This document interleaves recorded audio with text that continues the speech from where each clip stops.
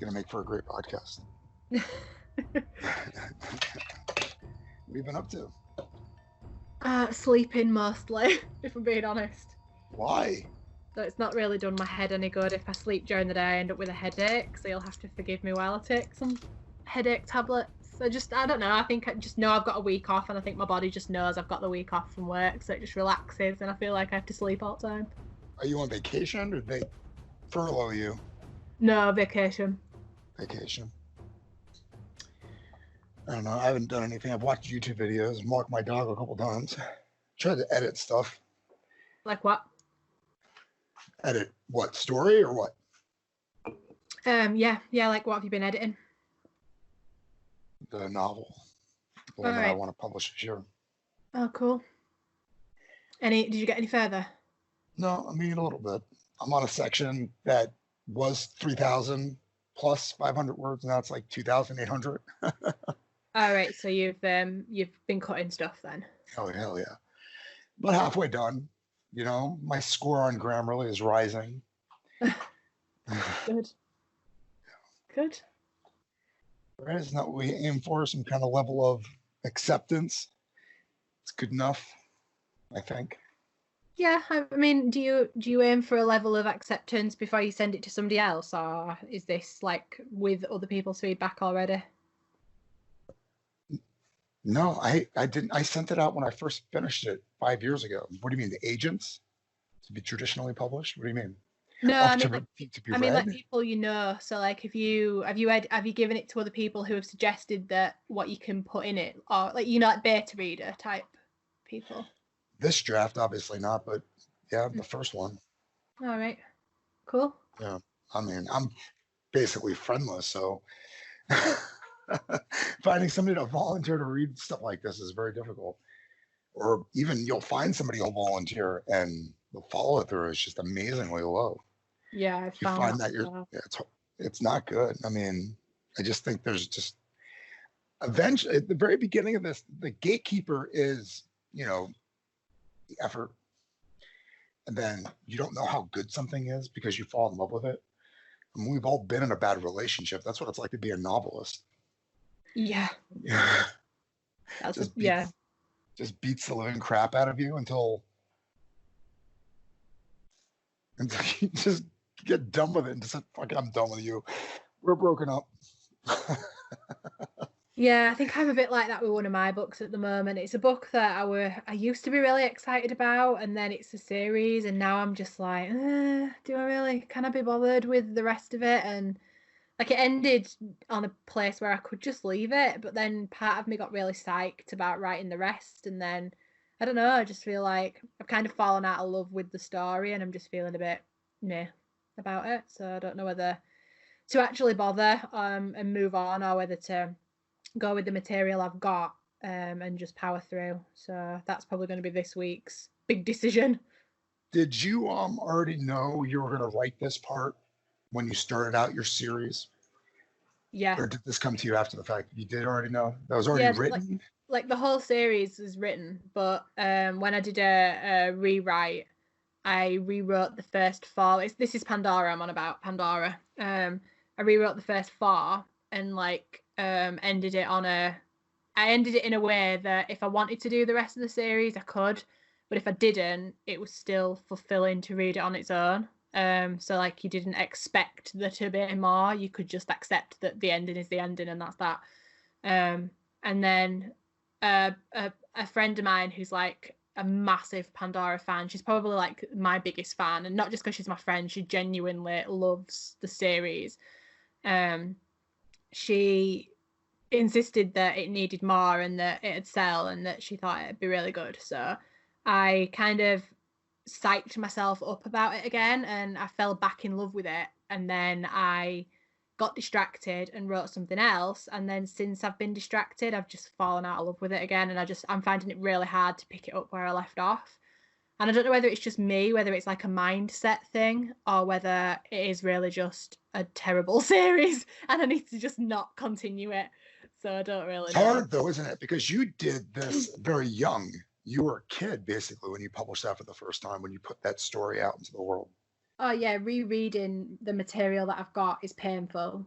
like really, really painful. Like she messaged me today and said, asking me how my writing's going. And I told her honestly that it just was not. Like my novella that I've been writing is coming on perfect. I'm nearly finished with the edits. So that's perfect. But the actual series that she's hoping that I'll write is just not, it's just not coming on. And she sent me a picture of literally every book I've ever produced right from the very beginning of my career. So all its terribleness just piled up in a big pile. And I just sent her like a message back with a flame saying, oh my God, just torch the lot. And she's like, no, because it's a history of you getting better and developing creatively. And I was like, oh, for God's sake. So she said, oh, well, if the resurrection is like the same way that it is in the version I've got, which is ancient from like 2011, then I'll read it and I'll tell you what I think. And I'm like, please don't, because you'll no longer want to be my friend if you read that crap again. I'd rather it just not exist and for me to start from scratch. But I know that the story's good, but the way it's written is just so bad that that's what's tough about fantasy, isn't it? When you do that, you make up everything from the ground up, from animal species and flowers to words to whatever have you. You're making it up. So at the end of the day, if it's not good, you've wasted a lot of effort. And it's for somebody like myself, I steal science and history. I make it up as I go along anyway. I totally twist everything around. If I get it wrong, it's okay. Yeah. I don't know. I mean, in terms of all the effort, why don't you go back into it, but not with that character? Like write a new story in that world again. Like you've played around with it, but there are tons of other places where you can put your finger and kind of come away with drama. I don't know. I feel like I'm trying to, this is going to sound really daft, but I feel like I'm trying to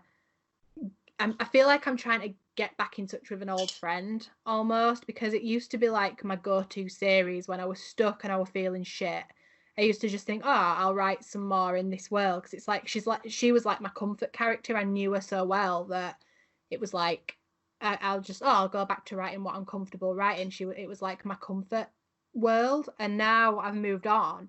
I feel like it's not, but like I want it to be, because when I'm especially in lockdown at the moment, I feel like I want to return to that comfort, but it's not comforting anymore. And I think it's that disappointment that it's not what I expected it to be. It's not what it used to be. And I know that sounds proper backwards, like it don't Why make not? sense. You're not naive anymore. You're older now. You're more experienced as an artist and as a human being.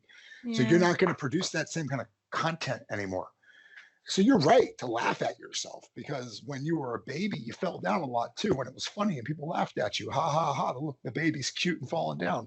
But once you started walking and running and whatnot and falling down, wasn't cute anymore. You broke bones and people said, what the hell's wrong with you? Pay attention to where you're going. Yeah. You know what I mean? Now there's no excuse to write the cutesy fiction that you were writing at one point in your life. Now it's time to write something that I forgot. Are you in your 30s? I think you are in your 30s, right? You're in your 30s. No, I'm not, but thanks for that.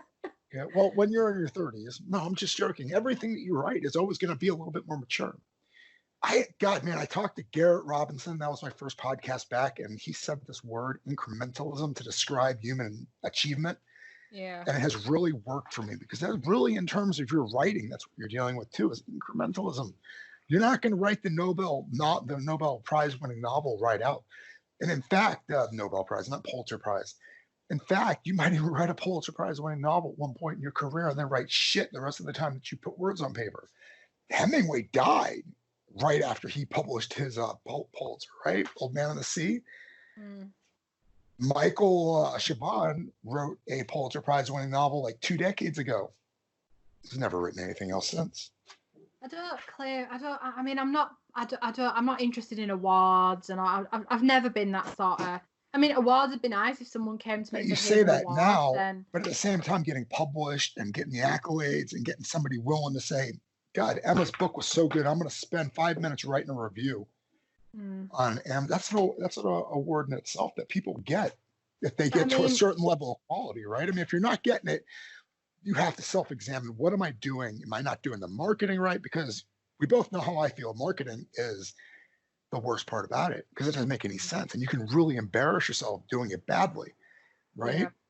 I mean, I don't ever pay attention to advertisements. if I have to watch an advertisement, I get annoyed, right? So it has to be done in such a way that it comes to me, and it's going to be decades later probably. I don't think I've bought a brand new book in forever, but I'll buy a book that's been out for 5 years because it trickles down the vine to me that it's good, and I should check it out because it's genre defining or whatever the hell. Yeah, I think. I think what I mean is not that I'm not bothered about awards. Like, if somebody were to say to me, "This book's fantastic, it deserves this award," then I'd be grateful and it'd be thrilling. I'd be overwhelmed. But what I mean is, I'm not, as a writer, my aim is not to write to get a specific award. Like, that's not one of my goals to get this particular award. If I get one, it's a bonus. But my writing for me has always been just to write stuff that means something to me and that people enjoy and that gets good feedback. But I've not got writer's block. I'm just in a position where I'm stuck between this comfortable writing world that I used to be in, that I used to love. Like, that's how I found my passion for writing. That's like the first series that really defined me as the writer that I am. And I loved it. And I still love the characters in the world, but I just can't get back into the flow of the story. Whereas then on the other side, I've got Noah Finn, that was like the book for me. That's like the first book that a member of my family had read and like handed it back to me and said, this could be a movie. Like, somebody that had never read a book before, that was not into fiction before at all, that I look up to, handed it back to me and was like, I'm not blowing smoke up your ass. I'm not just saying this because you're family, but it's really good. It is good. And it made me cry, and stuff like that never makes me cry. And I feel like I've written a bit of a one-hit wonder, and I'm now stuck in this position where, do I go back to writing the stuff that makes me comfortable but that I'm maybe not as passionate about, or do I try and outdo the book that I don't think I can outdo? And I'm now like, I don't know what to write because Outdo it. You did that. So how are you going to outdo something that you did? You're a better person today than you ever were in the past, guaranteed. With the exact same analogy that I said, you were falling down when you wrote Noah. Now you're not going to fall down in the exact same way. You're going to be able to run at a better, more faster way. You just got to don't let yourself stop. Unfortunately, somebody said a long time ago, in terms of what writing is, it's taking bits and pieces of stuff and stuffing it together in a way that makes sense. So that's basically how I've been looking at my fiction since I read that. My novel that I finished 5 years ago, I didn't really like that it didn't have a genre. I like speculative fiction. I love dragons and spaceships. I'll always go see a Star Wars movie. You know what I mean? I'll always go see a Star Trek movie. I love that stuff to death. And I just was so disappointed that I wrote this novel. It was good, but it didn't have the elements that I wanted it to have. So I let it sit forever, and I thought about it, and I occasionally pulled it up, and I'd open a chapter, and I'd edit the grammar, and I'd look at the characters, and I'd think about it all the time. And I'd be writing other stuff. And now when I'm sitting here writing this novel, I'm not just changing grammar anymore. You know what I mean? I'm not just polishing it to make it something better. I'm making it into this grander story that I've conjured over the last 5 years to incorporate this larger portion of storytelling. You know what I mean? If I had published it, I did publish it immediately, and I just regretted it. I wanted it to be something else. I wanted it to be something bigger. And now when I look at it, I feel the world developing around it. And I wonder, you published Pandora so many years ago and you walked yourself into that. Do you think if you had waited 3 or 4 years and then said, let's do another rewrite and then publish it, would it have been a different story? Would you be looking at it now going, this is the world that I want to be playing in? Noah Finn belongs in this world. This is the grander scheme, because Pandora was written Earth-based at one point and then going into the future, right? Is that the story? It's always been set in the future, and it's always been set on another planet, but it was originally designed in 2010.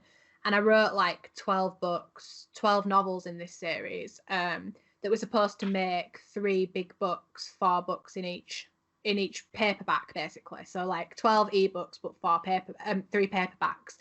So, I mean, I wrote them, I whacked them out. They were terrible, and I know they were terrible looking back on the original ones. I can't even read them without just wanting to shoot myself in the head.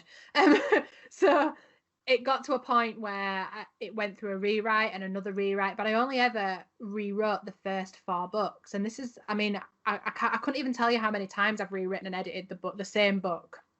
And it's been to agents, it's been to publishers, it's had good feedback and bad feedback, and then it got self-published again when I started Curious Cat Books. But I only did the first 4 books because it was kind of a, I feel like I want this book available, like it's good enough to be available, but it's only good enough to be available and then for me to move on. And then as more and more people have come back to me and said they really enjoyed it, it's one of the It's books crazy. that sells the best. Awesome.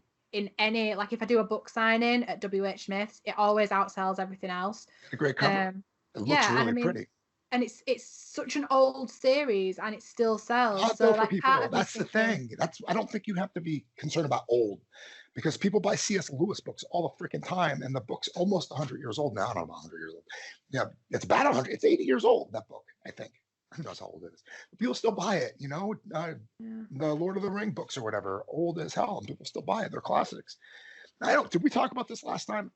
Your job is to perform the act of writing, not reading your stuff. In fact, it's probably not even going to be you that's going to enjoy it. And you're not going to ever enjoy your stuff. That's the unfortunate thing about you, because you love to read. You have spent your entire life being entertaining by reading. You're like, I'm just going to produce the books that I want to read. yeah, that is exactly You what I can't do. make that. You can't make that happen because you're already spoiled going into it. Hey, maybe if I make it better, but it's already as good as it's ever going to be. The person who is going to love it is that little girl who's 10 years old, who accidentally picks it up in a bookstore, who's starting to flip through it, and she can't put it down for 10 pages. You know, and the next thing you know, it follows her around for the next 3 months while she flips page to page to page to page to page. You know what I mean? That's the person that you're aiming for, this phantom who you can never, ever talk to. But at the Beverly, same time, it's kind of like, I feel like I am returning to this series maybe because I feel obliged to. Like, do I even really want to? Like, of course you do. it's my comfort series, and I've Something always made loved. you write it, right? Something made you in the beginning interested in this, whatever it was. And Yeah, that's but I still mean, it. I think it's because like when my friend fangirls over it, it makes me feel good, right? And it would for anybody. And I was like, That's not why oh you well, wrote it though, because you yeah, already written it before she started fangirling. yeah, but it kind of And you made me didn't even want write it to for write her. the rest. In And fact, now you I'm wrote it for just, yourself. You're the 10-year-old girl that you're trying to find, because you're that person that picked up a book and fell into it and couldn't put it down. You know what I mean? You're trying to find that. That's the best part about it. I think I'm just a bit past it though. I think the reason I'm struggling to write it, to rewrite the next stuff, is because I'm older than I was when I first created it, and I think I've kind of outgrown my own story. Oh And yeah. that I feel like I've got all these other ideas that I want to write, but I feel like obliged, like I'm expected to write it, and therefore I should finish the series, even though it doesn't really need it, and I should write it because I've got people waiting for the book. When actually, I've probably got 2 people waiting for the book. Doesn't matter. That doesn't, like I just said, that stuff doesn't matter. That's the future. That's, you just, you're a bookmaker at the end of the day. I realize that. I think about you occasionally, and how I think about you um, changes the way I think about other things. Like what I am, I'm a storyteller at my heart. It's really what I want to do. But I'm also a person who has to understand the English language, like back and forth. I have to see the mistakes. If I don't, then nobody's going to read my shit. Yeah. And then on top of that, I'm a bookmaker. I publish stuff. I publish stuff so people will be interested in reading it. And I think that maybe what you're looking at now is that maybe the writing is standing in the way of writing and publishing. Like you want to produce the things on Amazon. You want to see those things there or something. Maybe that's what's preventing you from actually working on this. I miss But honestly, go ahead. I miss that passion. I miss sitting at a table and writing straight through the night, even though I know I've got school the next day. You know, like as a teen, when I first brought my book out, I was in sixth form, and I had exams and everything, and it was literally like, no, I'm so into what I'm writing that I'm going to sit here for 12 hours straight and just write and write and So write, and cool. then I never still had that. not be Maybe with able to video sleep. games. But Never, that's ever, ever had that. I feel like that's what I miss. Like maybe this is going to sound so sad and pathetic, but maybe I'm less of a writer because I've not got that. I look at other writers like on Twitter and Instagram, and I know I shouldn't compare myself to other writers, but they're like, I'm doing You NaNoWriMo, should. yay, and I've been writing for 12 hours straight, Yeah. yay. Not Hashtag, them. Do you need to you look at the know, people who are struggling to produce good stuff? Why are they doing it? How are they doing it? I've never heard one single successful author or sales pitch or word of mouth thing, say this person started their novel in a NaNoWriMo. What happens is they write their 1 month worth of prose and they think they're a genius and they fall right into the same trap that we've both experienced ourselves. Nobody gives a shit about your unpolished novel. Nobody cares. Take that 30,000 words, 70,000 words, whatever you did in NaNoWriMo, sit down and delete half of it and rewrite it. And then put it away and write 17,000 other things that don't sell. And then come back to that and write it again and figure out what you made mistakes in, because I guarantee you're not making all the right choices in a month, are you? No, but I think I struggle more these days as well, because I'm not just a writer now. Like when I was younger, I was a writer and I focused solely on my own books, getting my own books out. I could fangirl over my own stories as much as I wanted, write. And now I work full time and I have a house and I have I have other authors that rely on me to do all those things for them. I think that's the part that you enjoy. I think working full time, I think that steals away from being able to write 12 hours a day, because regardless, when you were a kid, I don't know how you handled your education, but you could sleep in English class or whatever, or you could take a little cat nap when you got home from school. You had more control of your schedule. Got good grades. I mean, I played football. I mean, that's all I really cared about. So I didn't write. I didn't do anything. I played football. And when I think about it, that's a good analogy too, because do you know who Tom Brady is? Is that a person that registers to you? I recognize the name, but I couldn't tell you what he did. He's a quarterback, right? He's an athlete. He plays football. Yeah. Okay. And he's like 40 some odd years old, and he's been playing for like 20 years, and he's, his career's about to be over with. But he's been able to manage himself over the last, I don't know, however many, maybe a decade and a half, physically and mentally, and make himself strong enough to last as long as he has. Mm-hmm. When you were a kid, you didn't have to really worry about scheduling. What am I working on? Your heart was into this one project. But now as an adult, you kind of have to have your foot in a lot of different things, and you have to be dedicated to finishing this by this time and starting something else. And you know what I mean? The scheduling is the most important part. Don't get wrapped up in what you can and cannot do. If you're not doing something, you're not being professional, right? You would, like if you had an employee and they said, I just didn't clean the toilet because I had a toilet block, you'd fire them, right? Yeah. So you have to find them. You just got to stop making excuses, right? Make the schedule, make it happen. Don't work on anything else until it gets done. And if you can't get it done by the end of the schedule, start something else. Put it away, because obviously you can't continue wasting your time like that. You have to start another project. I always have like these little pieces of flash fiction going though. That's my heroin. You know what I mean? That's my little treat. Mm-hmm. I drop 300 words, 400 words, 1,000 words on a little story about a dwarf or something that really tickles the speculative fiction fan in me. And they germinate, they become something huge and bigger and, better. But really, it just helps me concentrate on the bigger work that's a little bit more boring, because honestly, this stupid paragraph in front of me has been bothering me all day long, because it's a opening up this huge plot hole from 20,000 words ago. You know what I mean? Yeah. I think I struggle with that as well. But I tend to, I'll write half a novel and be so into it and then get distracted, or I'll take a client on and I'll focus more on their stuff than I will my own. And then by the time it comes around, I've lost so much interest in it and I put it away. But that's how this novella that I've just finished. Though. Like if your schedule was, I'm going to finish this, I have until this day to finish this novella, first draft, whatever you're going to do, second draft, reading, editing, it's going to be done by this day. And that day comes and you're not done, you have to move on to your next project. I mean, it motivates you to finish what you're working on so that you never have it haunting you. And then at the end of the day, you don't have to go, okay, did I do a good enough job? Because it doesn't matter. You finished it. It's never going to be good enough. Just finish it. Your readers will tell you if it sucks. You'll get your notes back. You'll make your changes. And that'll be your second draft. Whenever you get to those notes, immediately is better, right? It's not a rewrite. It's just an edit. Is it publishable? Send your queries out. I mean, that's the thing. Stay on schedule. What are you trying to accomplish? How long are you giving yourself? What's coming up? What do you need to accomplish? I mean, the novella that I'm working on at the moment, that's close. I mean, it's nearly ready. So I'm sitting here whinging that I'm not writing enough, but actually I've just finished a project that will be published this year. So I don't know why I'm bitching, because I'm not. It's not like I'm not productive. When are you Because turning it into your publisher? When are you turning that novella into yourself as the editor to consider publishing it?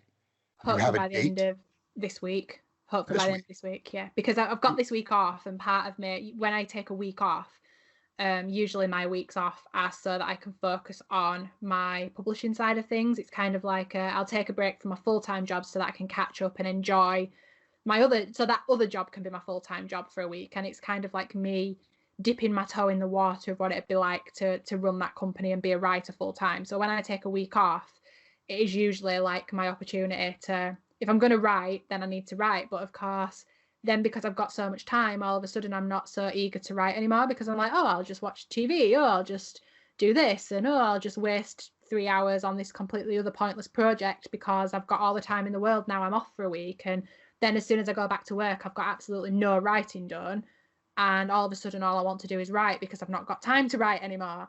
So this Remember, week, I think didn't we talk about what's her face, Joanna Penn, how she kind of hit the market at the right time, and if yeah, you had been around at the same time as Joanna Penn, talking to her about what she was doing and kind of mimicked her, you'd probably be successful too, regardless of the quality of your writing. It seemed like a lot of people just blossomed around that same time frame. Right now, going forward, the world's going to be different. Right now, we have an opportunity to be Joanna Penn's, right? Unless yeah. things just fall apart completely. What do you think of the future in terms of writing and doing what we're doing right now? Have you thought about this? Have you played around with it in your mind? Yeah, I mean, I actually had a, not a conversation with her, because it wasn't a conversation. It was on YouTube. I commented on one of her videos and she wrote back.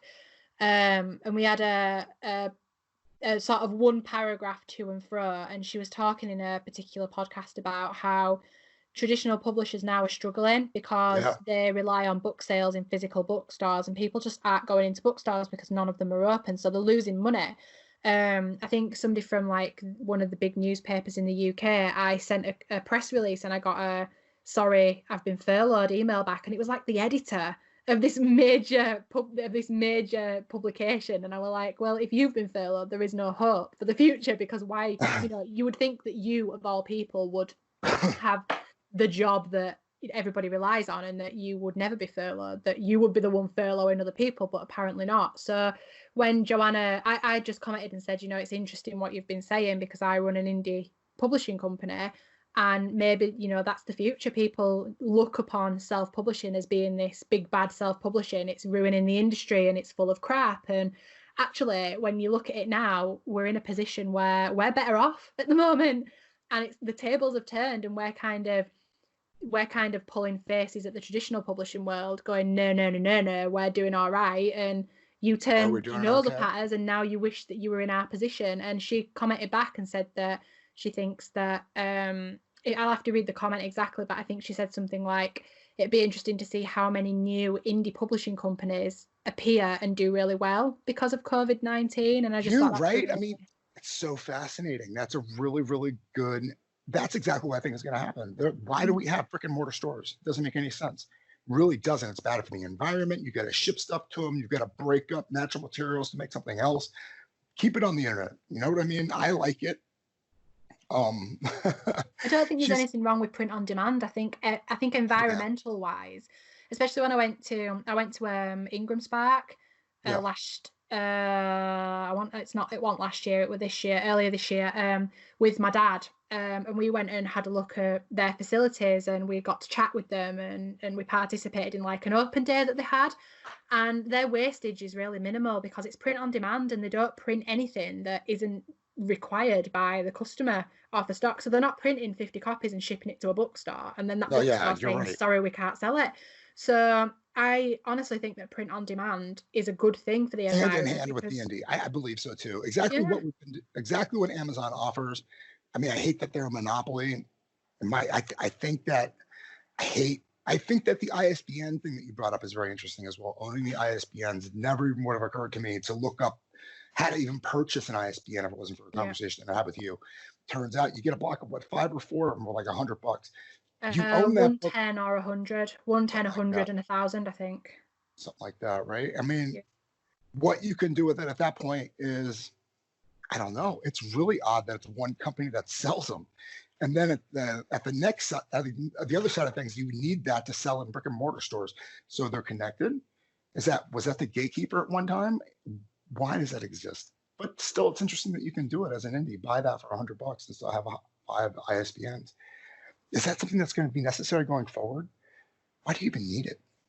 Well, ISBNs, the identification numbers, aren't they? Effectively, the cataloguing numbers, unique catalog. It's kind of like license plates on a vehicle, or number plates, as we just call them in the UK, number plates on a vehicle.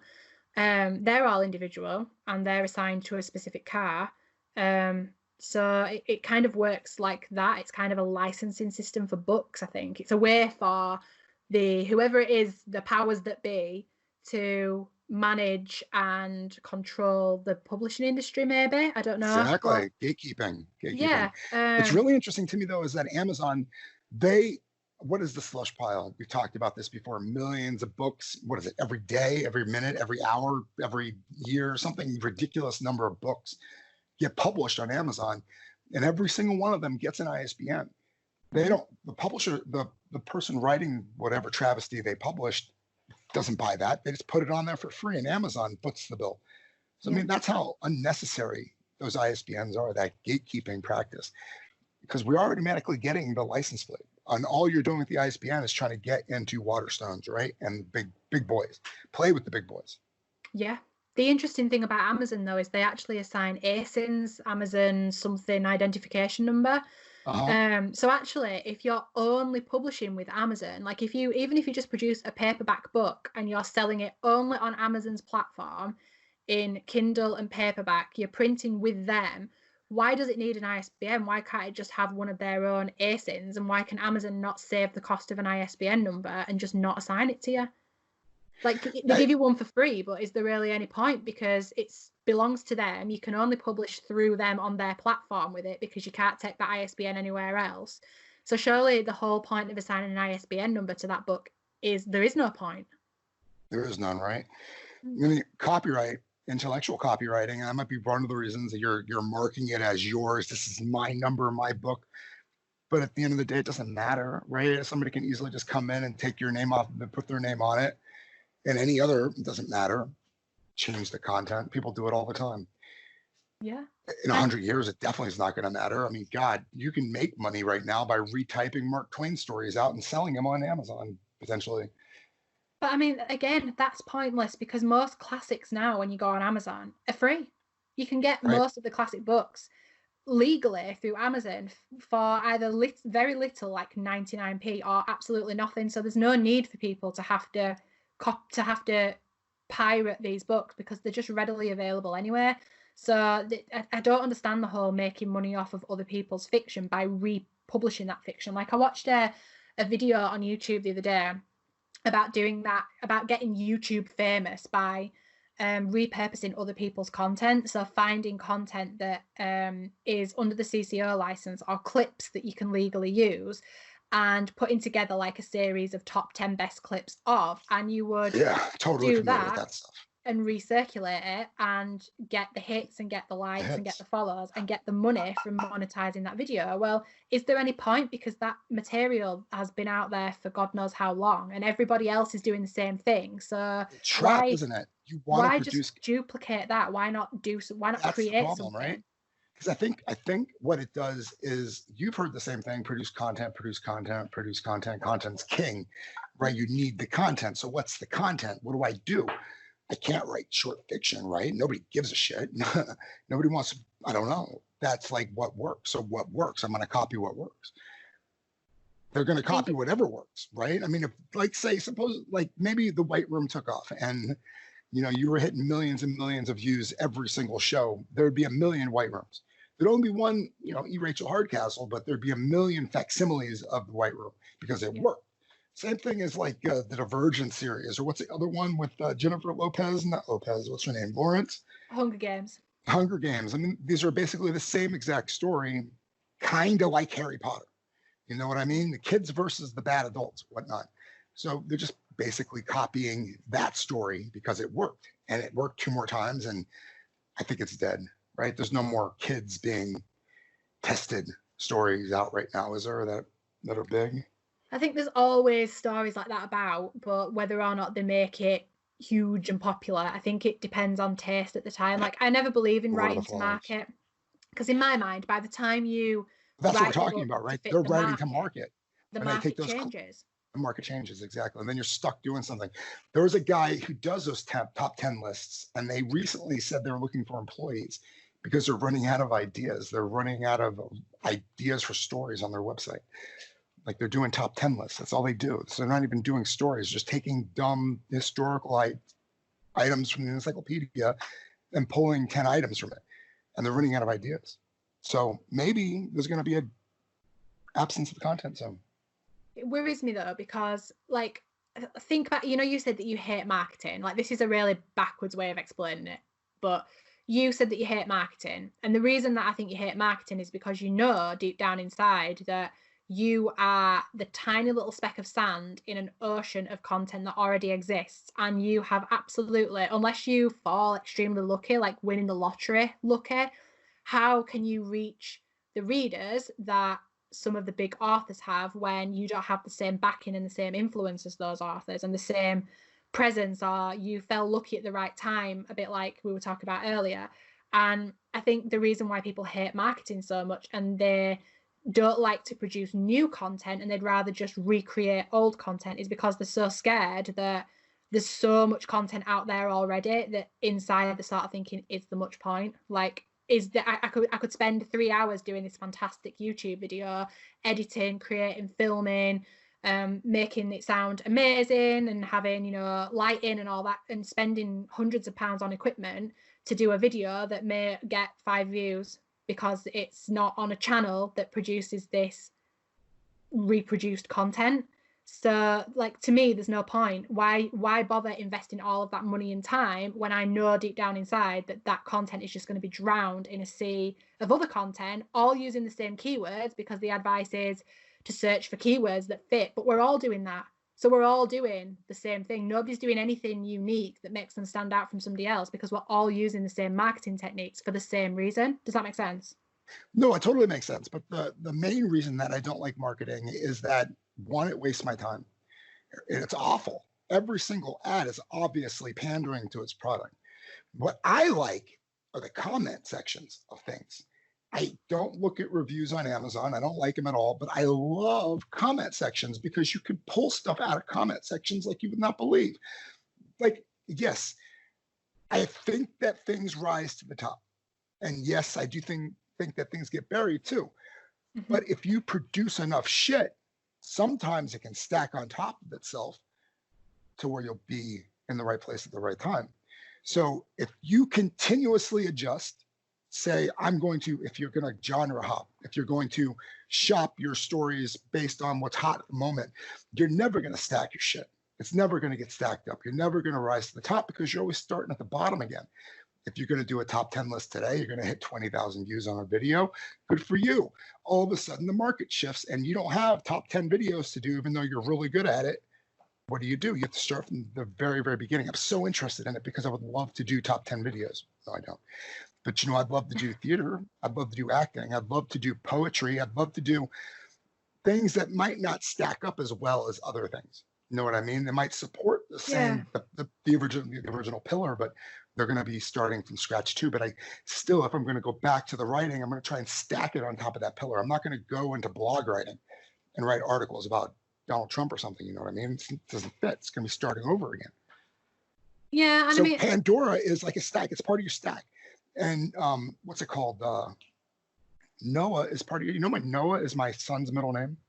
Is it? Yeah. Did I tell you that already? I think I might have mentioned that to you when I read that. Maybe. It rings. Now you've said it, it rings a bell, but I wouldn't have been able to say, oh, isn't that your son's middle name? Because I have the memory of a goldfish. I don't mention my children online very much at all. I think that might be the first time I've even said any of his. I don't even know their names, period. No, I don't know. No, I usually don't mention my children. My wife, for that matter, has asked me to call her something else completely as well. I just really feel like it's important to keep who you are private, right? Yeah. You never know. But at the same time, you do know because you have whatever's in your heart and what you want to build. And I mean, it's awesome. You're working on Pandora and you've got a novella that you're about to be done with. I don't understand. Right? That's good stuff. And I'm frustrated too, because I'm looking at this dumb novel that I've worked on today. I use Grammarly to edit. I think it's like the best software ever. I'll take a section, a whole chapter, and I'll just put it in there. And what Grammarly does is it breaks it down, no formatting at all. So I have to find my paragraphs. So I break them down into paragraphs and I pull them out of the big block of words. So as I'm working on that chapter, I'll see the 5 or 6 paragraphs that I've worked on and the bulk of the next sentence, the bulk of the whatever's left beneath it. So it gives did you, obviously you edit your own fiction then, but do you know like how to copy edit officially, or do you just rely on Grammarly to give you pointers? Like, if I was to put some random manuscript in front of you and say, no Grammarly, no editors, you are your own copy editor, would you know what to do? My work? Yeah. Or any work, any piece of work. Like if I slammed an old section of Pandora in front of you and said, here you go, this is your project for the week, you've got to edit that, would you know what you were doing? Never done it for anybody else. I don't know. I can't. I'm just interested. I can't concentrate enough to do it. Honestly, to tell you the truth. Like, I lost a friendship. I actually had the dude on the podcast a bunch at the very beginning. Jason Abbott let me read one of his stories. I don't know exactly what his intention was with me reading it, but the way I look at a story is to let you know whether or not I think the story pulls me through and why I think it hitches. I really don't care about your grammar. I don't give a shit at all. I don't really care about my grammar. It's not why I write. I don't write to be story. Looking at the story. I'm looking at why does this appeal to me? Why is this not working? I'm already 20 pages into this story, and all I want to do is throw it into the fucking toilet. I hate it. Why does this suck so bad? Well, first off, it's written for an adult audience, and unfortunately, your writing seems to be more childlike. So what I need you to do is go back in and make it more adult-like. Period. End of story. I'm done with your story right now. I'm just done. Yeah. Or rebrand it for kids. Like exactly. I'm just getting really tough on you about what's there in terms of that writing. I am that editor that says, no, go fuck yourself. You're not ready. Go away. So if the story gets to me and I love it and I think it's great, and I'm like, oh my God, this is so good, I don't need to worry about the commas as much.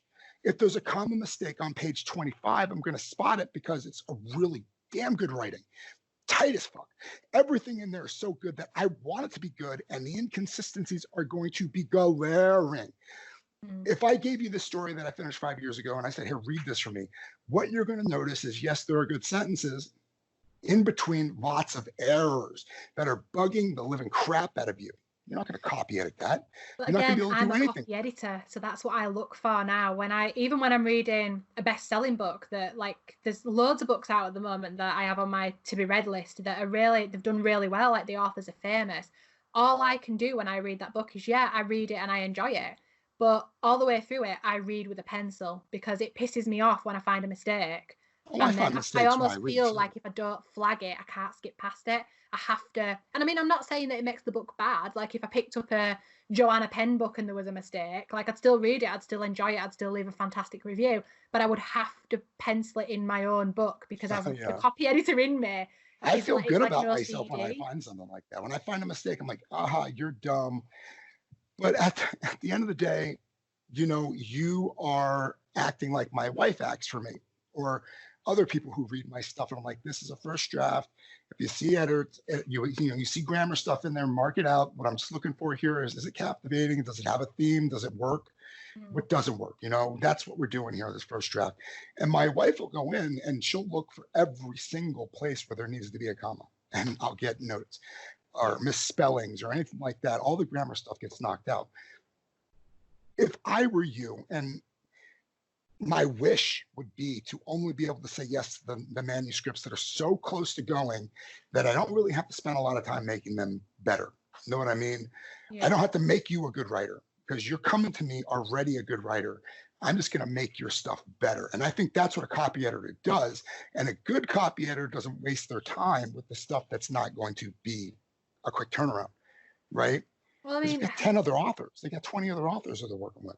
I've been editing for a while now, and I have edited my fair share of shit. I'm not gonna lie. I've edited books where I've looked at that and thought that is not gonna sell. It's a naff story, but you're paying me to edit your book, and just because I Edit think it. it's naff doesn't Yeah, mean but like a copy you're editor's not job copy is not editing to though, are make the you? book good. That's You're not not a copy editor's job. Oh, copy editor. You're just looking for the cut. You're just looking for the Yeah. grammar stuff. Okay, Yeah, I don't gotcha. do I've never done that developmental for anybody. editing because of that reason that you just said. I don't offer developmental editing because I am very much, if I don't enjoy the story, I'm not interested. I'll read it and I'll tell you if there needs to be a comma there from a purely grammatical copy editing point of view. But as soon as you ask me to comment on the story and the characters, I'm like, bullshit.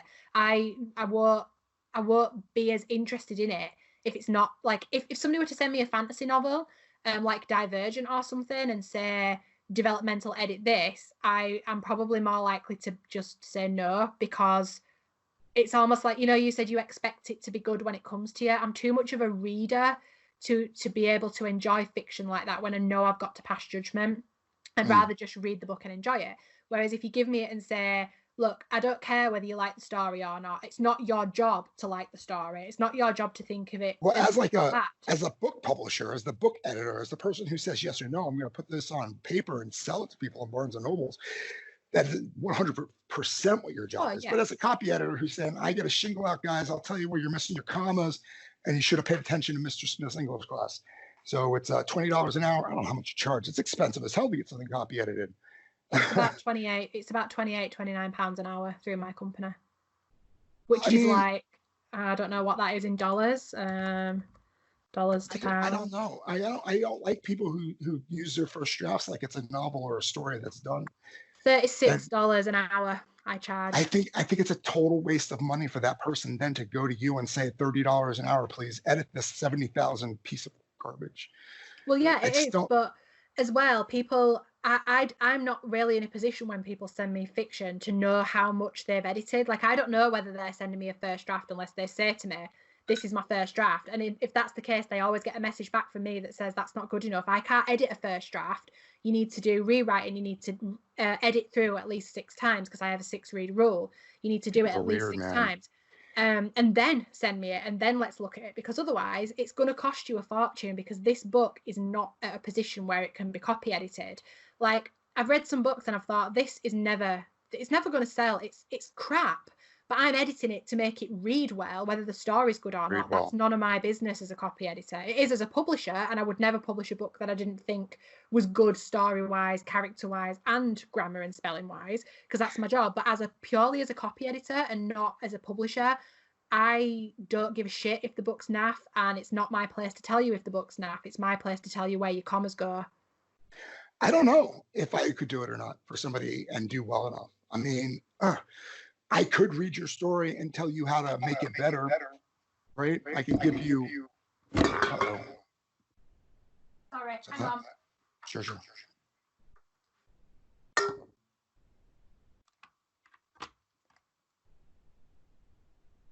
Sorry, technical problems. I'm back. I don't have the time to do it either. God, it would take so long. You know what I mean? I just want to work on my stuff and publish my work. And if eventually later on down the road, if I do make money, I don't want to do any of the stupid stuff that I do now, like edit podcasts, and I don't want to, I don't want to do graphics anymore. I actually love artists. I think paying somebody to do my covers would be, I would love it. I can't wait to be able to do that.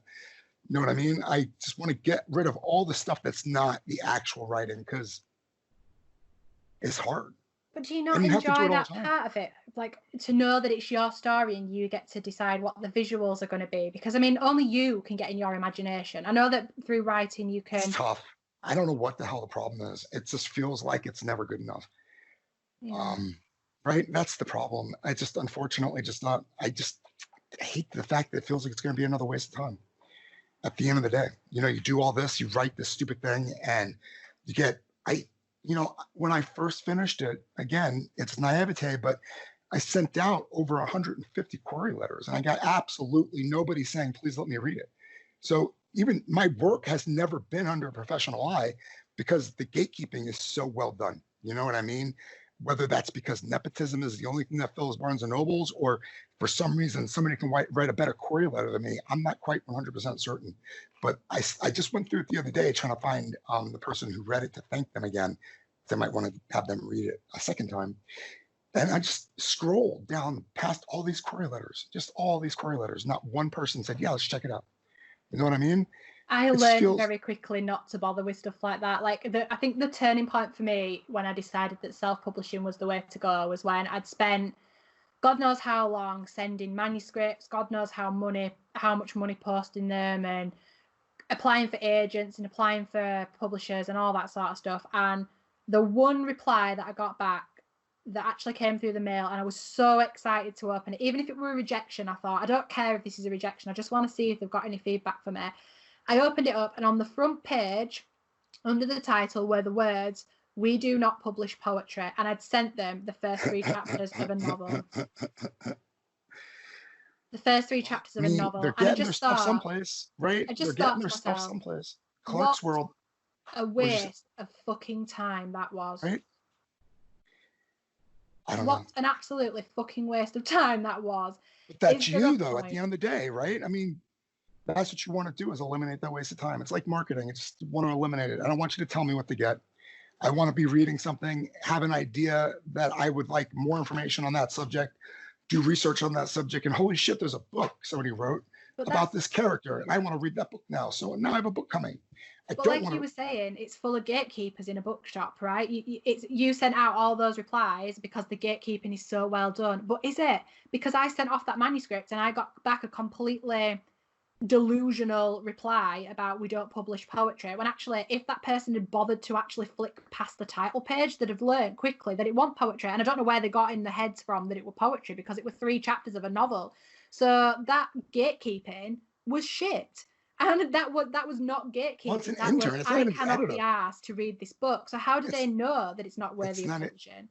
It's not even the guy who's going to do the ultimate decision making. It's a guy who's in his 3rd year of college, or however they work it in the UK, probably drunk from the night before, or doesn't give a shit because he's actually going into law school after he graduates his undergrad. And you get your dreams shit upon because some future lawyer just doesn't give a crap about that internship that he got 20 years old. You know what I mean? Basically, that's what it is. 100% across the board. It makes me question the traditional publishing industry. I mean, don't get me wrong. I've always said all along that I'd love to do a bit of both and have the experience of, you know, one traditional published book and a couple of self-published books or whatever. And we know for a fact that most of the gatekeeping done is brilliant because there's some fantastic books out there that clearly deserve to be published. But my argument is, when you said that you sent out 150 queries and none of them have responded, so the gatekeeping is obviously well done, that to me tells me that you don't think your story is good enough to get past those gatekeepers, when in actual fact, what my experience tells you is some of the gatekeepers don't gatekeep properly. So your story might actually have been that golden nugget that they've just not been asked to read. And I think that's where self-publishing steps up, because we don't give a shit if people say that they don't want to publish it, because we know that we can still publish it. And if it is a golden nugget, it'll do well. And if it isn't a golden nugget, it won't. And then that to me is the gatekeeping that we need. Readers, the gatekeepers. The readers, eventually. And you know what? Herman Melville comes to mind, right? He died at his little Scribner desk or whatever he did, and he did not know how well Moby Dick was going to do. Yeah. He was a very poor man, and he might have killed himself, or he might have died at 40 years old starving in Boston or wherever the hell he was, and nobody cared who Herman Melville was. And then all of a sudden, every freshman in the world has to read Moby Dick. So, I mean, it's interesting. You're not writing for yourself. You're not doing it. Whatever you're doing it for, it's not you. You're like a genetic aberration a recording element that's supposed to pick the colors out of life and put them down on paper. And it's supposed to make you miserable, and you're not supposed to like it. And everybody that knows that you do it's going to be a little bit uncomfortable that you do. And you're going to die not knowing whether or not you did a good enough job. And that's the sad, sad, sad state of things. You know what I mean? You have to just relish. The podcast is don't bother, because it's no fucking Christ. The sunrises are beautiful, right? Watching somebody score a touchdown is a magnificent achievement. Walking in the woods and seeing a grizzly bear 10 feet away and having it not kill you so you could tell everybody in the world your experience makes your everyday, worth something. You're here to write, but writing isn't living. Living takes place so that you can write. And the living part's fun. The living part's magnificent. Sometimes. I think I walked past a dead body this morning. What? Yeah, I don't know. It was weird. I'm next to a park. So I leave my apartment to walk my dog, and I walk by this guy, and I saw him like up the block. And he's just sitting there leaning against this fence post. He's just leaning there. And I'm watching him because you have to be really careful now.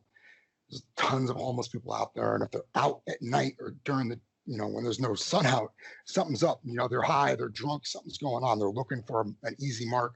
And I'm watching this guy, and he's leaning there, and he's not moving. He's not breathing. Is he breathing? I can't tell for certain. Well, and I want to stare at him. Right? I beat him a little bit. Are you awake? I'd have poked him with a stick. To see. Oh. I got a big glance and poked him. Did not poke him. And I've already called 911 once about something, and I'm not going to do it again. So hopefully somebody else saw him, decided he was dead and did the right thing, or he got up eventually and walked away. There's a big heroin thing in this city, and I guess it's still around because people nod out like that all the time. So it's not like that was going to touch him, Yeah. That's one thing you don't want to do is activate a nightmare. You know what I mean? And nudging it with a stick is a great way to turn one on. I've stopped for people that I thought, like, I was once going out with a friend, and we were driving past this little green. There's like a little triangle where the road goes all the way around it. Not a roundabout, but it's like a junction. And there was an old guy sat on a bench who looked like really unwell, and he had a stick, and there was a guy stood next to him. And I said to my friend, I'm really sorry, but I'm going to have to turn around because I think that guy's poorly and I think he needs some help. And she looked at me like, really? You don't know this person. It could be some maniac murderer. And I was just like, I'm going to have to stop because I can't.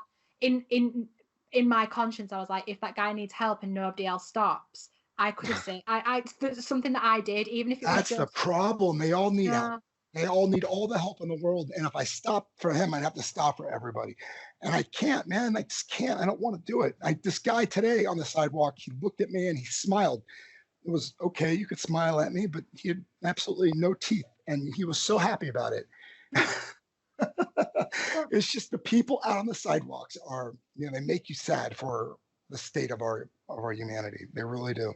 Like, obviously, some people, you have to be wary of people in general. But, like, for me, I think, I don't know whether I have a radar, but I can just tell, like, I know the people that I need to stay away from. I'll very rarely approach somebody if I think they're dodgy or they're going to hurt me.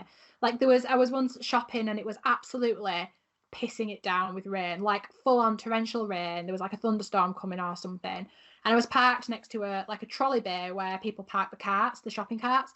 And this woman was on the phone to her husband, and she was basically like yelling at him, saying, "You can't make me walk home. I don't care where you are. It's raining. I've got all these shopping bags. What am I going to do?" And I just when she put the phone down, she looked so sad. And I just said to her, "Do you want a lift?" And she looked at me like, "I don't know. You're a stranger." And I was like, "Look, I know I'm not gonna. When you get in the car, I'm not gonna rob you." I drove like a little Punto, like a Fiat at the time. I was like 21 years old or something, and I was driving this little Punto. And I just said to her, "Look, I live nearby. I'm not going to hurt you. I just want to make sure that you get home. You've got all these shopping bags. It's raining. If you slip and you fall, you're going to hurt yourself."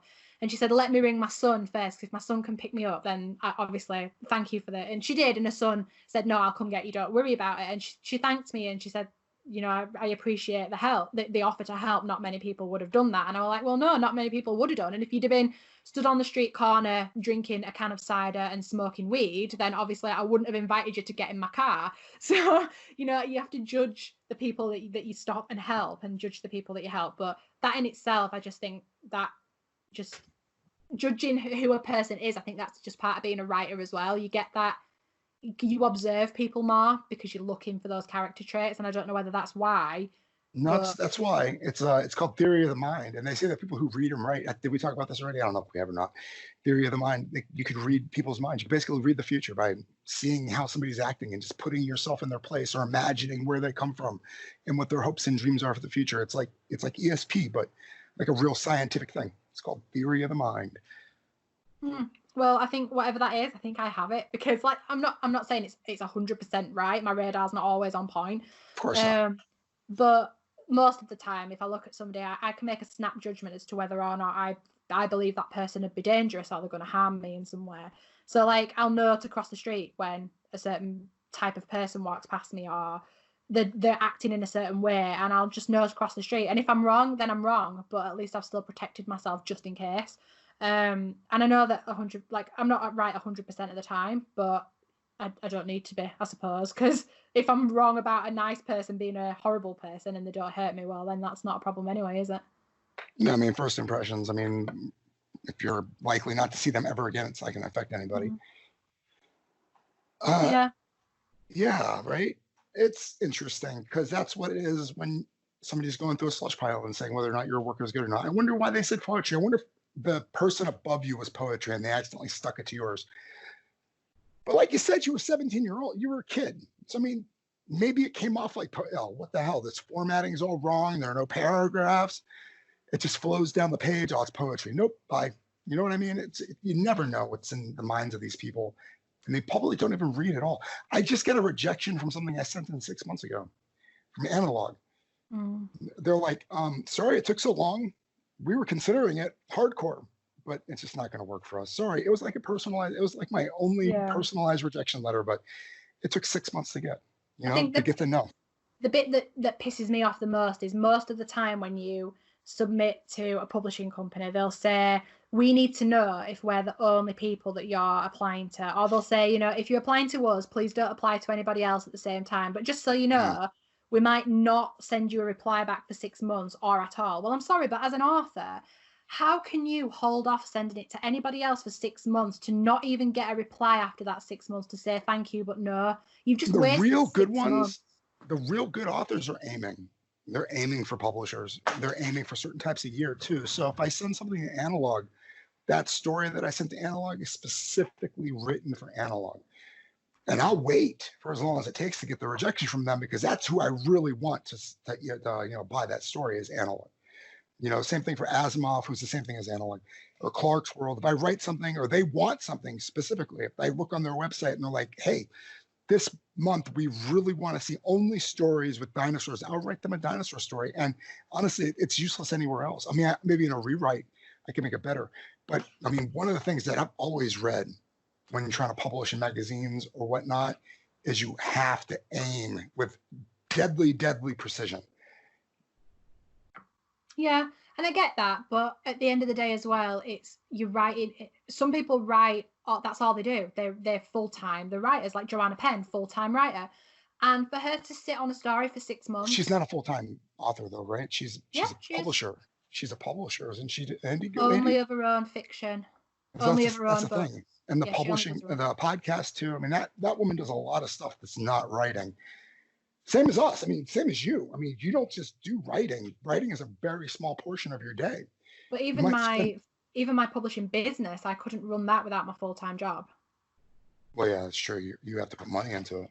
And especially if I have to wait 6 months for every book that I send to somebody to then hear a no back, I'm never going to make any money. I'm certainly not going to make enough money to survive off if I have to wait 6 months for somebody to tell me no before I can send it to someone else. Even if I've written that specifically for that company, that's still unless you've got months. 6 books. Unless you've got 6 books, you know what I mean? Every month you're getting a rejection letter or acceptance. So you're constantly churning out those books, so you don't have to wait very long. That's what I'm trying to work myself up to. Yeah. Is, you have a deadline, you finish something, you send it out, and then you start something else. You always have a different project.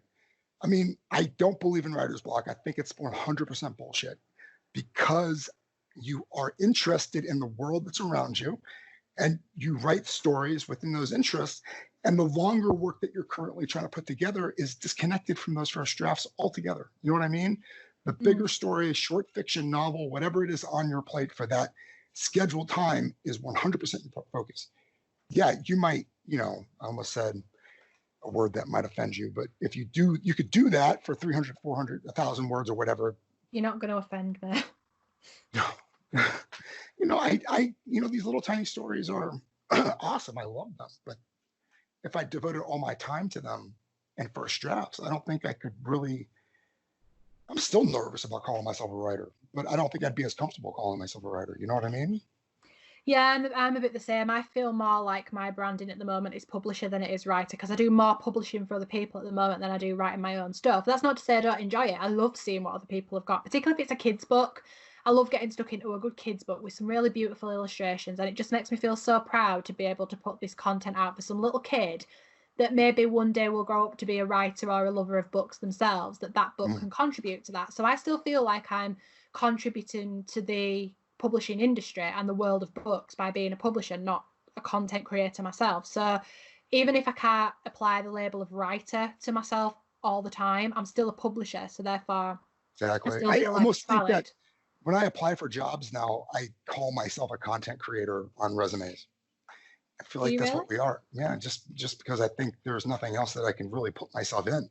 I use author because that's I'm not, exactly what I it's am. part of it, right? And it's a big time part of it. But everything else that goes along with it, with your website maintenance, there's just so much that you're content creator, even the writing itself. Back in the 60s, yeah, you can call yourself a writer. You can call yourself a typist too, right? Because that's all you did was just sit there and write on a Yeah. typewriter, correct your mistakes, and then mail it off to somebody, and they did all the rest of it. Now we do everything, everything. I have like 600 posts on my website. It's impressive. You know what I mean? It's like there's a lot of stuff on there. Nobody cares, but there's a lot of stuff on there. I've published a lot. I can't just be a writer. Now, I did a lot of marketing. I've done a lot of talking to people like you. I've done a lot of stuff that's not just writing. So I have to be something else at this point.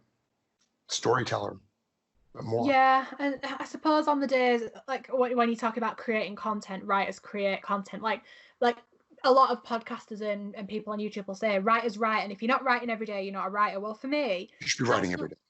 I don't think that's the case, because I mean, I write something every day, but it's not necessarily Exactly. creative fiction. I'll write a journal Well, entry, or you I'll should work on a write my project to-do every day. list, or and When is your that's writing time? Now you should just, I mean, you're home. It's not like you have to go someplace and ask somebody to use their key to get into a building, set up their computer and use their electricity. You should have a writing time. And every morning you sit your butt in that writing time and you try really freaking hard to have that document open in front of you so you can be working on it. And that's it. For, I don't know, for me, it's just open ended until I just give up. But for somebody like you who has a job, maybe it's for 30 minutes every morning where you open that up, or you open up your website and you work on that project for a second. Because if you don't work on it, if you don't work on that project today, you won't know what you need to work on that project with tomorrow. You know what I mean? You're organizing your thoughts every day that you look at it. That's not writer's block, right? That's just being where you said you're going to be, being forthright. Yeah, and I mean, for me, it's not just like, like you said, writers write every day, sit down for 30 minutes. I can't do that. Like, if I sit down, if I force myself, I just can't, because I have so much else going on during the day that I just physically cannot.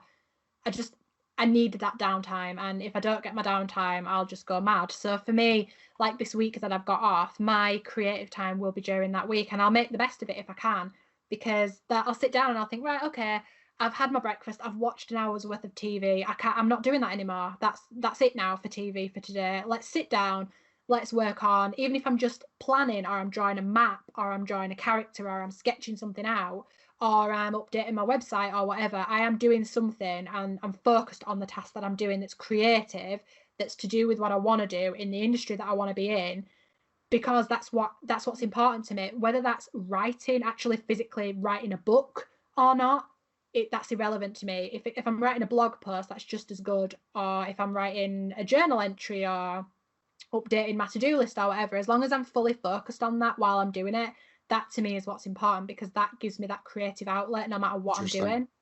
I am listening to you talk, and I realize that all the stuff that you mentioned that I do incorporate into content creating, the image manipulating, the whatever blurbs, the Twittering, the Facebook, whatever, Reddit, I'll even put on there, even though Reddit's more like fun for me. All that comes, and I still have that document open. You know what I mean? Right now, the big novel that I need to finish by the end of May, it was supposed to be already done by the end of April, but by the end of May, that's always open every single day. I open that goddamn thing and I look at it and I will tinker with it. And if I tinker with it, I can be a little satisfied, but I need to finish those sections. I need to finish those chapters. I need to break those paragraphs apart and then copy the thing back into my big document and format it the right way to feel really good about myself. sometimes that can take weeks, you know, Do you just to not work feel on like one you can chapter. tinker too much though? Like, do you not feel Not like there's a really. certain point where Yeah, you've got to you draw a can. line and walk Totally. away? You have to. Drafts got to be finished, especially when you're just, you know, what do you want to accomplish? Do it and move on. You have to finish it. Yeah, this is my first big work that I finished. And when I finished it, that's what I decided to do. I can't stop. And, you know, I got to move past these chapters. I got to finish them. They're horrible. You know, I mean, I'm dropping so many words because a lot of stuff is useless, but that's the other part of it, isn't it? Working on making it better. Yeah. But yeah, you have to nip it in the bud. You have to move on. My biggest problem is laziness. You know, I will have it open, I will work on it, but I will have 1,000 other things that I want to accomplish too. And I'll use those other things as excuses. Like anytime you see me on Twitter, if you see me tweeting, if you see me putting anything out on Twitter, I'm wasting time. I'm not doing what I want to do. I'm doing something completely bad that's not going to do me any good at the end of the day. If you follow me on Reddit, the same thing. But I put a lot of fiction on Reddit. A lot of my flash fiction starts with my Reddit browsing. But Twitter's my nothing good happens from Twitter. It's just fun. Social media altogether is just a huge distraction. Yeah, Any right? background noise for me is like, I like to have music, but even then, if I have Yeah. anything with lyrics, instantly I want to sing, and I imagine the video for it or whatever in my head. In my mind, I'm playing some other film reel that I don't need to be playing. So I try to stick to music that doesn't have lyrics, because otherwise it's just another distraction. Like, I can't work in complete silence, but if I've discovered these oh, excuse me. I discovered these meditation videos on YouTube. They're like they have megahertz or something, and they 10-hour blocks or whatnot, and they have like 980 megahertz is for concentration, or 870 is for anxiety reducing or something along those lines. And it's kind of like drum and bass type music, but it's more just kind of the sound and whatnot. And it's just a lot, just everything else goes away. And does it work? No, I mean, yeah, it works somewhat. Doesn't do the writing for you, right? Twitter's still there, Reddit is still there, but I mean, it does allow you to not have a Twitter or a YouTube video going because you already have something happening or whatnot. It's so hard, man. Our work area is our playground too, or at least it's mine. Like everything fun you want is right there in front of you. Yeah. I think for me, it's just about what I know when an idea is golden for me, because it's like something that I can't stop thinking about. Like there's an idea in my mind that I think is part of the reason why I can't be bothered with the Pandora rewrite, because in my mind I'm already cooking up this other idea that I've fallen in love with that's completely different. So I think that for me tells me that I'm onto something, and I find that distractions work less when I'm in that mood, because I'm so excited about the project that I'm on. Like, even if somebody messages me on Facebook, I'm like, that'll just have to wait for 2 minutes while I get this sentence out, because it's so important to me and it's so fresh in my mind and I'm super excited. Whereas if I were like writing Pandora and my friend buzzed me, I'd just straight away dump my Pandora and go back to Facebook. So I think partly distractions for me, the change and the distraction, whether it works or not, is effective at different levels depending on how into the idea I am and what stage of the writing I'm in. I don't know if that is the same for you. Like, are you more likely to get distracted from editing than you are writing? I'm a first draft guy. I fall in love with I fall in love at first sight very easily. God, I love it so much. Just you meet somebody and they're perfect in that moment and you love them for a couple months and then it doesn't work out anymore. That's me in a first draft.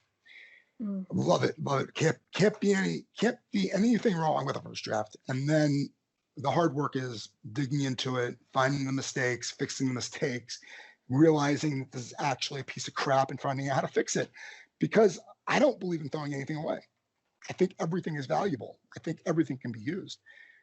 And I've got my Google Drive is full, just full of stuff like that. So, I mean, I'm working on stories all the time, but they're in my head.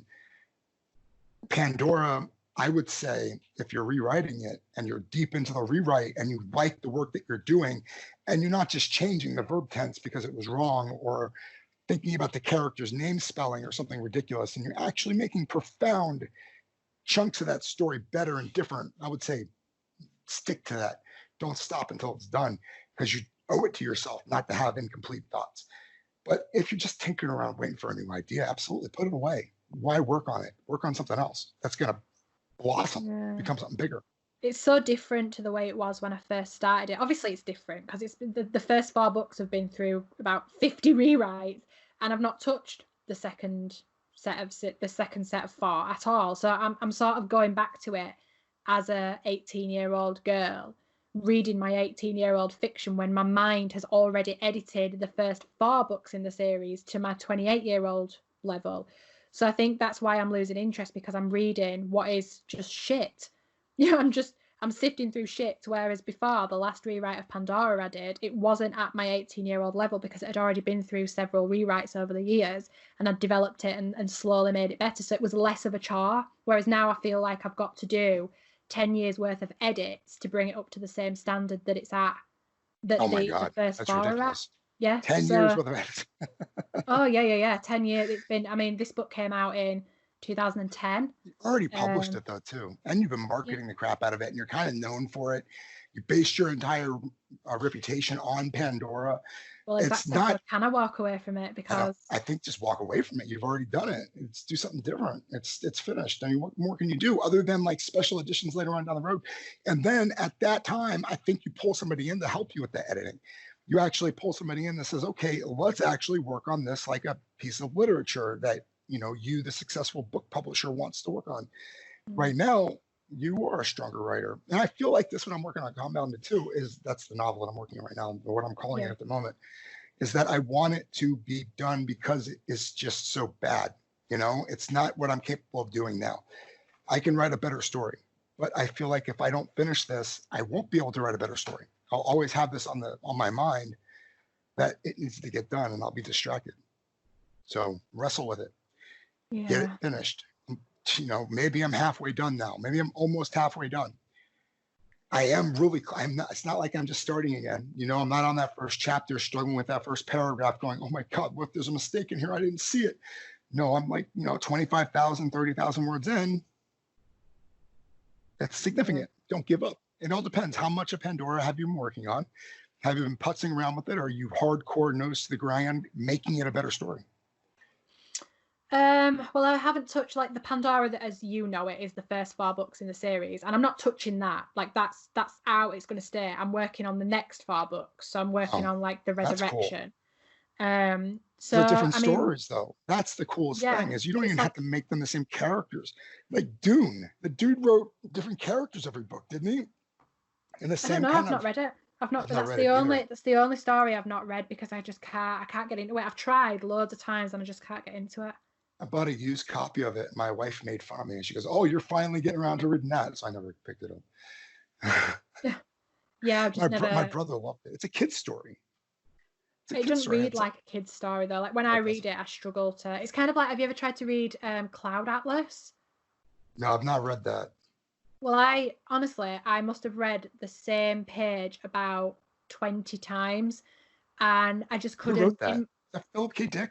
David Mitchell. Oh, okay, David Mitchell. And there's a movie from it, but it's just one of those where the description is so heavy on the first page that I actually don't know what he's trying to say. Like I physically feel like I'm reading a different language, and no matter how many, I even read it aloud to friends and family and said, "Tell me, does this make any sense to you?" When I read it, and they were like, "What the fuck is it?" Like what? And I just feel like it's way beyond me. Like I'm not intelligent enough to read it. Like the movie, I'm sure I've not seen the movie, but like I've been told that the story's really rich and is such a good writer. And like other books, I've enjoyed other books, but I just cannot understand the first couple of pages of Cloud Atlas. I just feel like I'm completely in. I just feel like my reading level is inadequate for it, which is really pathetic. But I just can't tackle it. It's impossible. And I've never felt like that about a book before. Infinite Jest. Have you ever read that? No. Infinite Jest is the way you're describing Cloud Atlas reminds me of that book. It is the first 30,000 words are about a tennis player in a tennis coach's office being ignored by his coach and his father as they back and forth about the failing grades that his son is getting in class. And it is the driest, just most long-winded, in the entire world. Yeah, it's just so bad. And this guy is considered a freaking genius. David Foster Wallace. Have you heard of his? You've heard of his name? Yeah, I've heard that name. Yeah. Killed himself. He hung himself. And judging by the first few pages of Have you read that book by any chance? I have read some of it. It is very bad. It's just not. It just did not work. But if you love it, you love it. If you love it, you love it. You just love it, and you will fight for it. Everybody will just die if you don't love David Foster Wallace. But I could not get into that book. I thought it was horrible. But I think the reason I mention it is you have to kind of just move your eyes over the words. That's how I did it in college. If I had to read something that I did not like, I just let my eyes work over the words. It's hard. Yeah, I am just on another note. I've been, I'm a huge Mitch Albom fan. That's no secret. And I actually got an email from him this week. I was so excited. I was like, I printed it off and like waved it around my living room, and people looked at me strangely. But I was so chuffed, and it was like a one-line reply that I got from him. But I just felt like, oh my god, like a super fangirl over him. But he's produced this free story, Human Touch. I don't know if you've been following it. And it's about COVID-19 and some characters that are existing through COVID-19, and I've been listening to it on audio. But like you said about personal taste, I think he's a genius. Like he's a fiction god to me. He's like the author that I aspire to be like. If I have anywhere near his success, or if I can produce a book that's anywhere near that, I'll count myself lucky. But like I was reading the reviews on Audible, and there was this one review like he uses the god's name in vain, and he uses swearing, and there's just nothing happens. And I was just so disappointed, and I was just like, oh my god, how can you have this negative view of Mitch Albom's work? That's like, that in itself is blasphemy. Or like, but that's like my opinion, isn't it? That's like, some people will probably love Cloud Atlas and feel that way about me giving it a negative review, that I couldn't understand it, whereas I'm sat here doing the exact same thing over somebody else's book. So it is exactly what you said. It's just personal taste, and you can't please everybody. What's interesting is I have two mirrors in this apartment. I have one in my bathroom I can look at myself in right now, and I have one in between the two windows that allow me to look out onto First Street. You said you can look at the mirror. Are you in the bathroom while you're talking to me? Please God, tell me that you know. I could be in the bathroom while I'm talking to you. It's not like I'm using it. But when you said I can see myself in the mirror now, I'm thinking, oh no, if he's talking to me on the toilet, I'm going to be so pissed. No, I'm fully clothed. And the point being that this one mirror, I look at myself and it's like, oh God, I just got to move quickly away from this mirror. And the other mirror, I don't mind looking at myself in. It's like, oh, hey, you've kind of got lines where you can have a six-pack or something. You know what I mean? It's all in how the light hits you. You know what I mean? Or hits that book. It all depends on your frame of mind. Yeah. You and whoever, you get into a fight and just be in a horrible, bad mood. And you bring the book that you just bought home from the bookstore and you try to break into it. And all you can taste are the words that you want to spit at him. So it ruins the whole reading experience. Yeah. Or her. I'm just saying specifically. Somebody that you got into a fight with. I just there's some books that I just can't understand why people like them, and then there's other books that I can't understand why people don't like them. And Mitch Albom's books for me are like the top of they're just like the masterpiece to me. Like I don't think I've enjoyed any other books as much as I've enjoyed his, and I think that's because it speaks to me as like a morals and values level. I tend to enjoy books more when they resonate with me on a personal level. Like don't get me wrong, I'll enjoy fantasy, and I loved Lord of the Rings, and The Hobbit was one that I fangirled over for ages, and I had this special edition of it that I read, and I loved it because I just I thought it was so magical, but it didn't resonate with me the way that Mitch Albom's books do, because they're about real life and real people, and it's kind of like fiction, but it's not. And I feel like I'm reading something that's really important, that if I don't read it and I don't take it in, it's something that the world will be missing. Does that make sense? How Like did you grow up? Did you grow up religious? No, Did no religion at all when you were a kid? no. No Church of England, no Catholic, no nothing like that. I think I've been christened. I think I was christened, but I'm not. I don't. When I'm not practicing, like I'm very skeptical of all that. Skeptical. So Yeah, yeah. you're not an atheist, but yeah, whatever the other one is, I can't remember right now.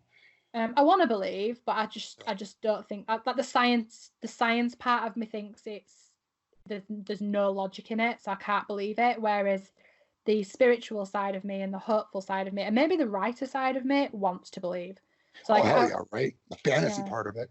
I love that stuff. Digging into heaven and hell and ghosts and demons. That's the best part. How does it fit in our physical world? But yeah, it's interesting because I think maybe Mitch speaks to you more because he writes more modern type of religious fiction where it does kind of have a spiritual end cap to it. I love that novel that we read about the phone calls because the protagonist throughout the entire thing is like bullshit radar going off. Got to figure out what's yeah, going on. And at the end of it, you don't want them to figure out what's going on. Leave it alone, buddy. Just let it be phone calls from the dead people, please. Just let that be the thing that happened this entire novel, yeah. right? And that you flip the final page, and you're like, oh, damn it. That makes sense. Yeah. It's awesome. It's really, really cool. Tuesdays with Maury. I mean, my mother-in-law. Oh God, forget about it. My mother-in-law died, and it was like 5 seconds after her death, I found what she left behind disgusting. Tuesdays and Maury kind of, it opens up death a little bit more. Just as a human being, it's all it was. It's nothing bad or bad. You're not going to get sick. You're not going to get diseased from it. It's just natural process. It's painful. It's not going to feel good when it happens, but once you're through it, you don't have to deal with it anymore. You see, they started a podcast about Tuesdays with Maury. It's called Tuesday People, and it's Mitch and Lisa Goich, who's I think she's a writer, and they run it every Tuesday. And I'm subscribed to it, and I've been listening to it. I've been catching up on episodes, and it's basically, all the recordings of Mitch talking to Maury when he was alive. That all the recordings that made the book Tuesdays with Maury, he plays the clips, and then they talk about the clips, like about what lessons are learned, and they get people on to discuss guests on, and it's really interesting. And he's interesting because why is he not writing fiction only? Why is he doing this podcast thing? You would think he would be so successful that he wouldn't have to waste his time with a podcast. You don't do your YouTube stuff because you like it. You do it because I don't know why you do it, but I do it because I feel like it provides information and gives me contacts, right? But here's a guy that's working within the industry for decades now. Why is he doing a podcast all of a sudden?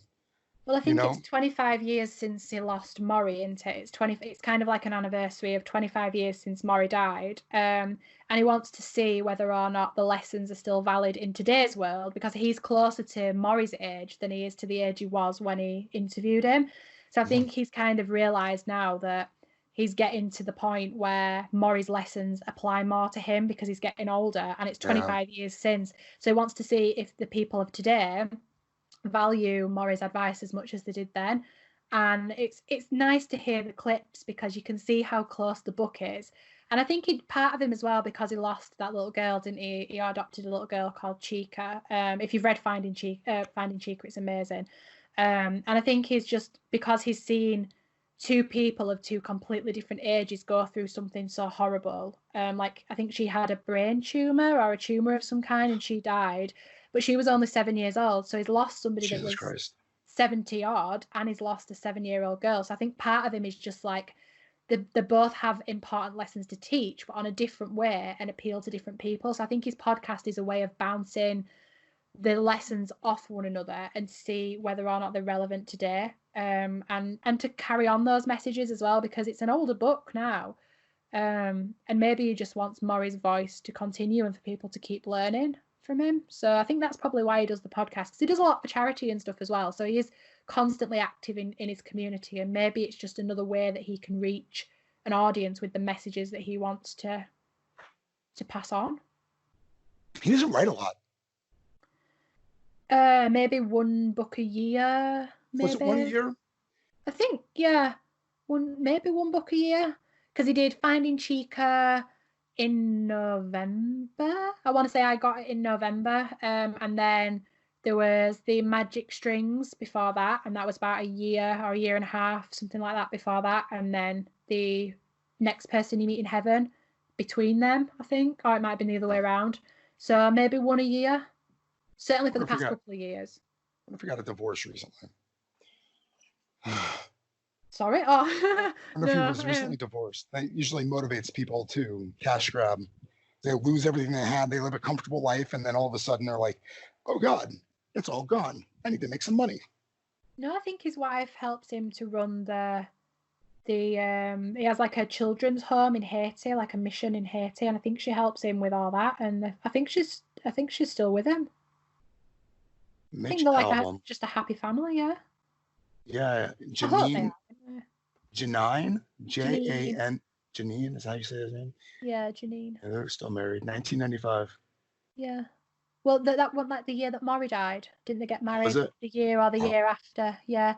I'll let your memory stand on that. I think when he went to see Maury, he was talking about commitment issues. And if you watch, I don't know if you've seen the movie version of Tuesdays with Maury, but that. No, I have not. Right. Well, you need to watch it because it's amazing. But his movies are kind of like lifetime family moments, aren't they? Yeah. They don't really work very well. I was so excited when 5 People You Meet When You Die, or 5 People You Meet When You Go to Heaven, was made into a movie. I tried to watch it. I was so disappointed. You're right, though. There's something about his work that transcends just literature. Hopefully it speaks to people on the human level. Like it's not just there for entertainment. It's there because there's a purpose to it. Like, you said you do your podcasting to provide information. I think that's why he writes that kind of book. Steal information. Yeah. I steal the information. Yeah. I don't provide anything. Like, you come on a podcast with me, I steal what you know, and I just give you poop back. So here's a bag of poop. Here's a bag of poop, and I'm taking everything you know. Thank you. Well, I don't really like to give you, so I'm not as offended as I probably would have been. It would be. I mean, you'd be amazed at what I'm actually taking, though, because I just like crumbs, right? It's little tiny things. I just love talking to you. I think it's amazing. And we've talked for an hour and 20 minutes, and it just went by. Like, wow, interesting. Yeah. When are we going to do it again? I don't know. When do you want to do it again? Tomorrow. I can do tomorrow. I could talk to you tomorrow. I do have a podcast with somebody. Who? How dare you have a podcast with somebody else? Who is it? Is it interesting? I can't remember his name. I don't even remember where I think I might be a Twitter guy. That's a great start. You've got an interview, but you don't know who it's with. Nobody. I have no clue. I have Edwin on Monday. Oh, Edwin's brilliant. Yeah, I'm looking forward to it. Yeah, really nice. I have 2 podcasts on Monday. But I can do tomorrow. It'd have to be around the same time. Okay. If not, maybe during. Like I said, I've got a week off. It'll just be moving it around to find the time that's going to be least in the way of my other half. Absolutely. You know what you could do is anytime you want to talk, you just call me on Skype and we don't have to record it. And we can always plan bigger shows where we actually pull off information or whatever, or just email me, whatever. Mm-hmm. You're on my list of people that I'll drop everything for within reason. Within reason. I love how you just said that. Within reason. I'm not flying to England unless you give me a ticket. So you would want to be in England at the moment. I would love to go. Weather, but... It's nice weather. Yeah, we're having nice weather too. Man, this quarantine thing sucks. Let me go. And I will let you know when next time we're going to talk. But right now, I do not have an idea. Okay, that's fine. Yeah, just email me. I will do. And we're both publishing this? Yeah, by all means. There's obviously, there's nothing that I feel needs to come out other than my little technical problem where I panicked and knocked my can of Coke over. That's going in the front, actually. I'm taking that out and I'm going to enhance it and I'm going to put an animation on top of it. The massive panic that I had where I tripped over my own speaker wire and knocked over my can of pop. Yeah, that was. I didn't even know you did that. I had no clue. Just you disappeared. I went echoey for a minute and you did the English silent dealing with it thing in the background. Well, actually, what I did was it's getting dark here because it's late. It's like 9:30 at night, and I realised that I was suddenly sat in the pitch black. So I unplugged my headphones so I could go and turn my light on because I'm in my dining room.